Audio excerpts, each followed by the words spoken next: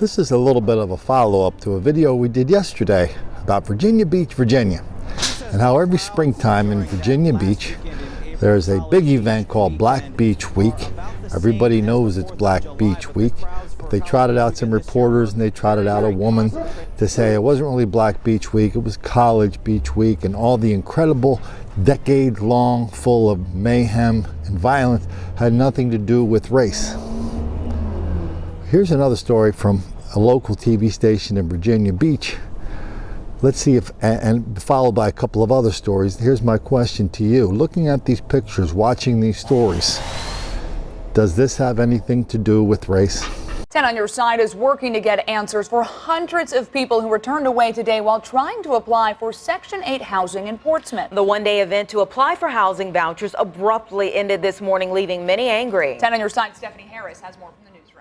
You know, people on the street told 10 on Your Side the event was canceled after a fight broke out. A police spokesperson told us they sent 40 officers out there. They lined up before the sun came up at the Salvation Army on Airline Boulevard. And as the temperature started to rise, so did some tempers. I was almost at the front of the line, and two ladies got to fighting. They've been pushing and arguing for a long time. Some of these people out here has been skipping line all day. Not only they've been skipping line all day, that they've been just out here picking fights. Police confirmed to 10 on Your Side several fights broke out, but officers arrested no one.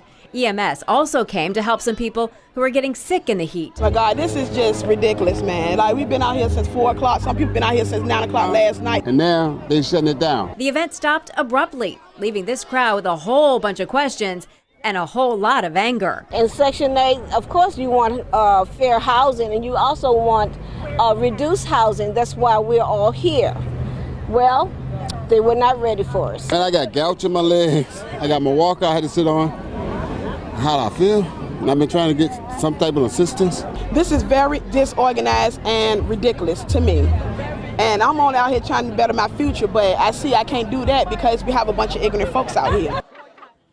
Well, late this afternoon, the Portsmouth Housing and Redevelopment Authority told 10 on Your Side that they canceled the event because they were concerned for the safety of the citizens out there. They said that they will begin accepting applications online in the near future.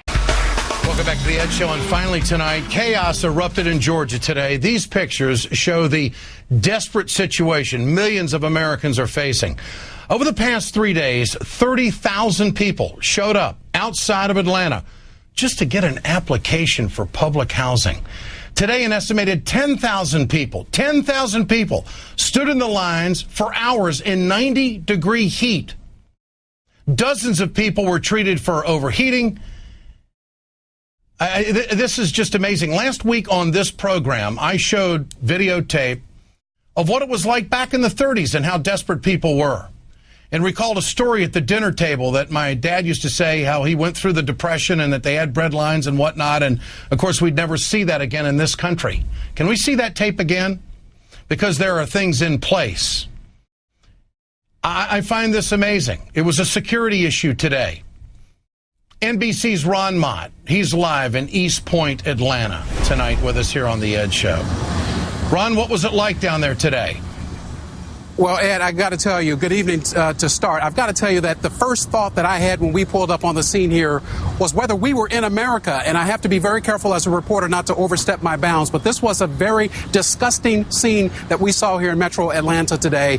Dozens upon dozens of people passing out from the heat, standing in the heat just to get an application to apply for public housing here in Metro Atlanta. This does not guarantee them a place to live. In fact, they had so many applications go out today, 13,000 applications. There are exactly 0 public housing units, 0 subsidized housing units available in East Point, Georgia. A lot of these folks will never get off that wait list, and the executive director of the Housing Authority acknowledged that today. My first question to her was, could you not have come up with a more dignified process so these folks, many of whom are facing some of the worst times of their lives, could get out of the heat, could understand fully what they were getting into here today. They were happy. I must tell you, they were pleased beyond words to get these applications today, because at least they get into the system, and at least that gives them some measure of hope of getting into federally subsidized housing. But I got to tell you, today was not a good day for the folks who ran this. They should be embarrassed, I must say, by what unfolded out here, with people passing out in the heat simply for a chance to get on a waiting list that could go for years and years before your name is cleared, Ed. Ron, was security an issue down there today?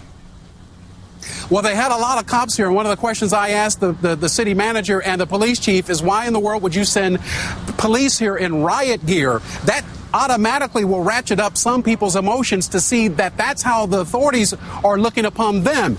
They did not have a whole lot of issues here. They did have one person apparently going through the crowd with a taser. We have no idea where he got this taser. We don't know who this man is. Police said they gave chase, but because this parking lot was just a chaotic scene, they did not find him. They also got a package delivered to the front steps of the housing authority. Turns out that it was a suitcase with a letter in it saying, please help me, I'd like to get some housing. They thought for a second there that there was a bomb or something called in. They had it checked out. Fortunately, it was not a bomb.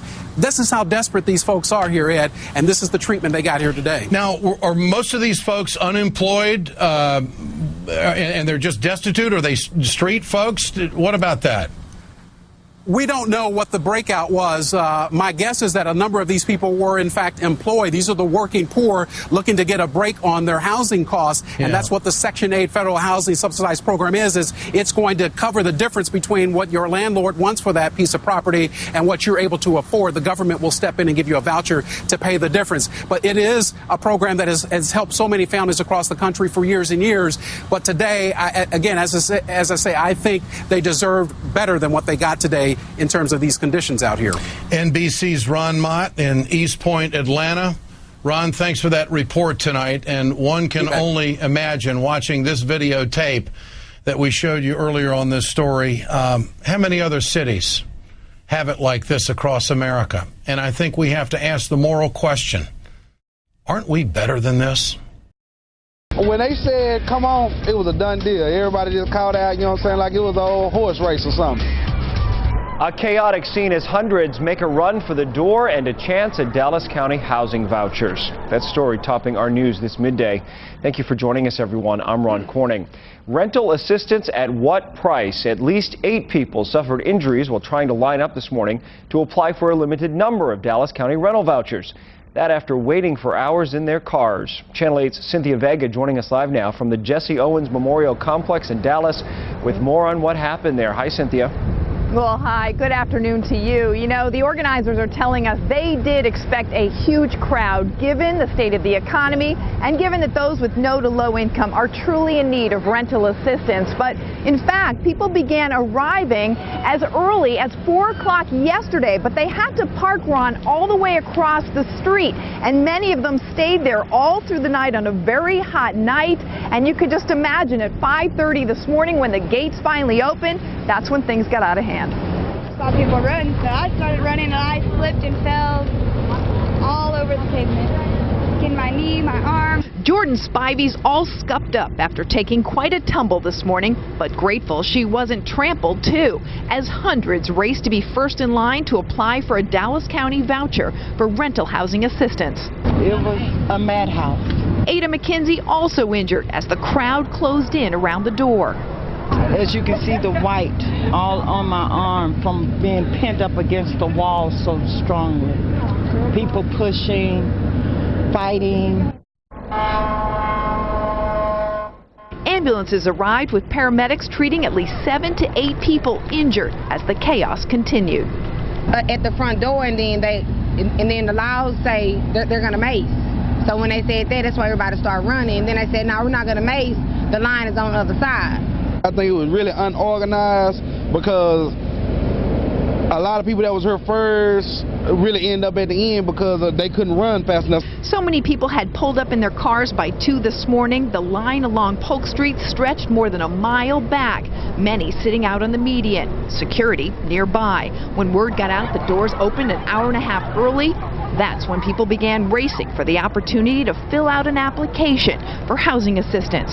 Was it worth it? I hope so. I mean, I'm I'm a student working 3 jobs, so I would definitely, need help with my rent so I don't have to work as much and focus on school. As many as 15,000 people are expected to show up here to apply for rental assistance throughout the day. And to give you some idea of what's available, Dallas County has 3,800 vouchers and only 100 are available right now. The rest will be freed up over the next few years as people come off that rental assistance. And these people right now, if they qualify, will then get that rental assistance. But for those who were parked across the street last night, they want to know, why couldn't they use this parking lot? It didn't open up until 6 o'clock this morning. Well, organizers say they were not supposed to show up that early. Reporting live here in Dallas, I'm Cynthia Vega, Channel 8 News. Cynthia, thank you for that. And still the question remains this midday, why did organizers also not plan for this number of people and have more security in place to keep the crowds under control? Channel 8's Rebecca Lopez is standing by in the Dallas newsroom with more on this part of the story. Rebecca, good afternoon. Good afternoon. Well, organizers say that they didn't plan for people, again, as Cynthia just mentioned, to start arriving until this morning. But people started showing up yesterday afternoon and told to come back, so they started lining up. The big problem is that the parking lot was closed to the facility, so people couldn't park and had to park along the streets and then run across the streets. Today, the Dallas County Sheriff's Office says that they planned for this event and that Dallas police, though, should have had patrol officers out there directing traffic. But according to DPD, they weren't notified that there was a problem until after 6 this morning. They did send out some officers, but were told the county had it under control. There is no perfect way. We feel like with the Dallas Sheriff Department, DISD Security, and Dallas County Security, we have managed the situation very well. Of course, you're going to have people break line, you're going to have people running.